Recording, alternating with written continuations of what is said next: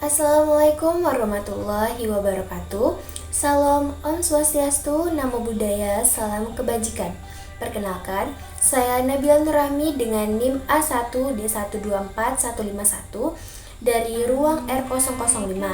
Pada video kali ini, saya akan menjelaskan biografi seseorang yang sangat menginspirasi anak muda di Indonesia, yaitu Maudy Ayunda, yang mana video ini untuk memenuhi tugas akhir semester pada mata kuliah Keterampilan Berbahasa Indonesia oleh Bapak Dosen Pengampu Bapak Dr. Handes Mariono MPD dan Dr. Ahmad Syarif MPD. Demikian perkenalan singkat dari saya. Jika ada kesalahan perkataan, perbuatan, atau hal lainnya dari video ini, saya meminta maaf sebesar-besarnya.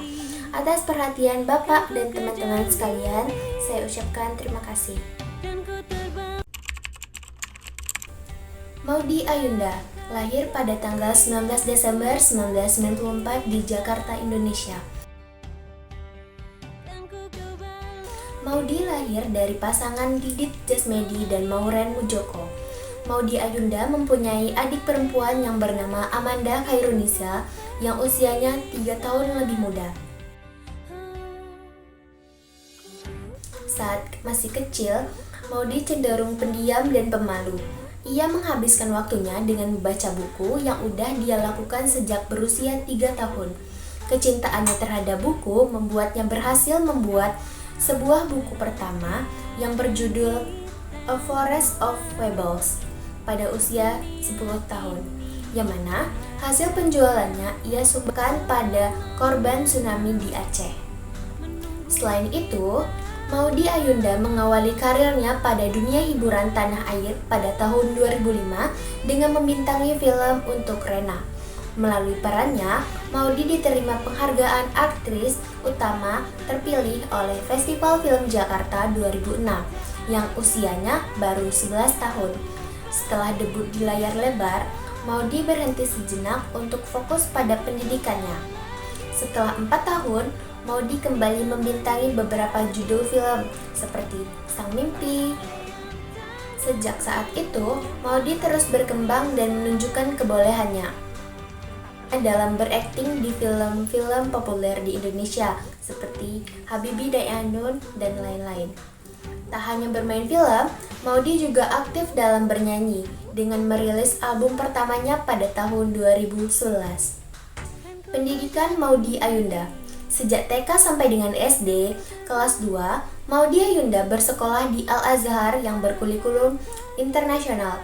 Pada saat itu, Maudy harus menyesuaikan dalam berkomunikasi, yang mana saat itu Maudy hanya fasih menggunakan bahasa Indonesia dan bahasa Jawa. Pada SD kelas 3 sampai dengan SMP, Maudy pindah sekolah ke Sekolah Mentari Intellectual School yang berkurikulum nasional plus.